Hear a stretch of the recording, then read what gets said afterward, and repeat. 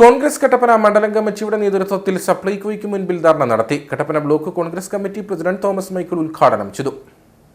പ്രതീകാത്മകമായി കാലിച്ചാക്കുമേന്തിയാണ് കോൺഗ്രസ് പ്രവർത്തകർ സപ്ലൈകോയ്ക്ക് മുൻപിൽ എത്തിയത്. സപ്ലൈകോയിൽ സാധനം ഇല്ലാത്തതിലും സബ്സിഡി സാധനങ്ങൾ ലഭ്യമല്ലാത്തതിലും ക്രിസ്മസ് വിപണി തുറക്കാത്തതിലും പ്രതിഷേധിച്ചായിരുന്നു സമരം.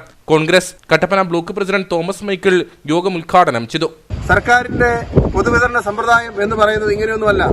ത്രിവേണിയുടെ സൂപ്പർ മാർക്കറ്റുകളുണ്ട്, സപ്ലൈകോയുടെ സൂപ്പർ മാർക്കറ്റുകളും സ്ഥാപനങ്ങളുമുണ്ട്, റേഷൻ കടകളുണ്ട്. എല്ലാം ഇന്ന് കാലിയാണ്. അതുകൊണ്ടാണ് കോൺഗ്രസ് പ്രവർത്തകന്മാർ ഇവിടെ കാലിച്ചാക്കുമായി ഈ സപ്ലൈകോ സ്റ്റോറിന് മുന്നിൽ നിൽക്കുന്നത്. എന്തൊരു ദയനീയമായ കാഴ്ചയാണ് കേരളത്തിൽ അങ്ങോളം ഇങ്ങോളം കണ്ടുകൊണ്ടിരിക്കുന്നത്. നാളെ ഈ ലോകം മുഴുവൻ ക്രിസ്മസ് ആഘോഷിക്കാൻ വേണ്ടി ഒരുങ്ങിക്കൊണ്ടിരിക്കുകയാണ്. കേരളത്തിലും ജാതിമത വ്യത്യാസങ്ങൾക്ക് അത് അതീതമായി എല്ലാ ജനങ്ങളും ക്രിസ്മസ് ആഘോഷിക്കാനുള്ള ഒരുക്കങ്ങൾ നടത്തിക്കൊണ്ടിരിക്കുകയാണ്. ഈ ഒരുക്കത്തിനിടയിൽ നമ്മുടെ ഒരു സ്ഥിതി എന്താണ്? കേരളത്തിലെ മലയാളികളുടെ അവസ്ഥ എന്താണ്? ഇന്ന് ഇന്ത്യയിൽ ഒരു സംസ്ഥാനത്തുമില്ലാത്ത ഒരു ഗതികേട് കേരളത്തിലെ മലയാളികൾ Christmas ആഘോഷിക്കുന്നുണ്ടാവുകയാണ്.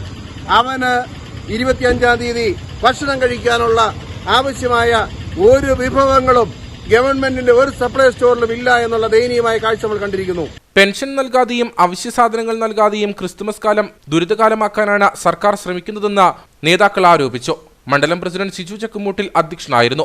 Manoj Murali, KA Mathew, Shaji Vellamakkal, AM Santhosh, Prashant Raju, Rajan Kalachira, Jose ആനക്കലിൽ തുടങ്ങിയവർ പങ്കെടുത്തു.